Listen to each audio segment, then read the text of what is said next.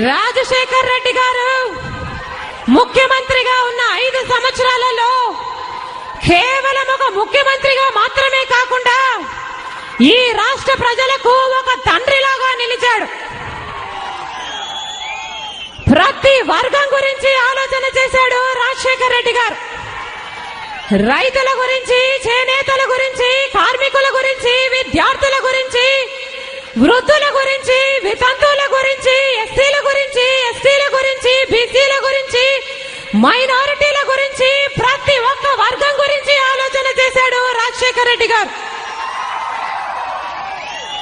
కులాలకు, మతాలకు, ప్రాంతాలకు, పార్టీలకు కూడా అతీతంగా ఆలోచన చేసి ప్రతి తెలుగువాడు సంతోషంగా ఉండాలని ఎంతగానో తప్పించారు రాజశేఖర్ రెడ్డి గారు.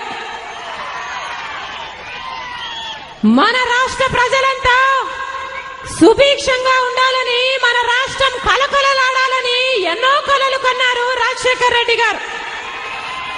రైతుల కోసమైతే ప్రతి ఎకరాకు నీళ్లు ఇవ్వాలి అని గొప్ప గొప్ప ప్రాజెక్టులను తలపెట్టి మన రాష్ట్రాన్ని హరితాంధ్రప్రదేశ్ గా చేయాలనుకున్నారు. రైతులకి నీళ్లిచ్చాడు, 7 గంటలు ఉచిత విద్యుత్తు ఇచ్చాడు, మద్దతు ధర ఇచ్చాడు, అవసరమైనప్పుడు ఇన్పుట్ సబ్సిడీ, ఇంకా అవసరమైనప్పుడు నష్టపరిహారం కూడా ఇచ్చాడు. ఒకసారి అయితే విద్యుత్ బకాయిలను మాఫీ చేశాడు, ఇంకొకసారి రుణాల మీద ఉన్న వడ్డీని మాఫీ చేశాడు, ఇంకొకసారి 12,000 కోట్లతో లక్షల మంది రైతుల్ని రుణమిత్తుల నుంచి కూడా చేశాడు రాజశేఖర్ రెడ్డి గారు. అంతకుముందు రైతులకి, మహిళలకి రూపాయి వడ్డీకి రుణాలు ఇచ్చేవాడు చంద్రబాబు గారు.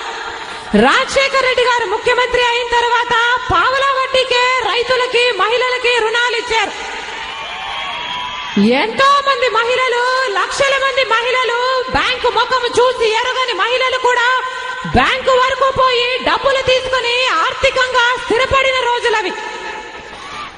విద్యార్థుల గురించి అయితే నిజంగానే ఒక తండ్రి స్థానంలో నిలబడి ఆలోచన చేశాడు.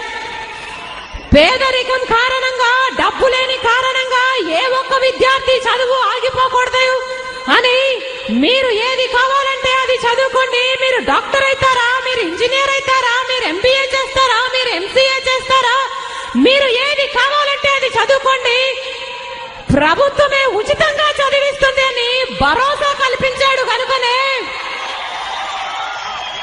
లక్షల మంది విద్యార్థులు ఉచితంగానే గొప్ప చదువులు చదువుకొని ఇప్పుడు లక్షణంగా పెద్ద ఉద్యోగాల్లో స్థిరపడ్డారు.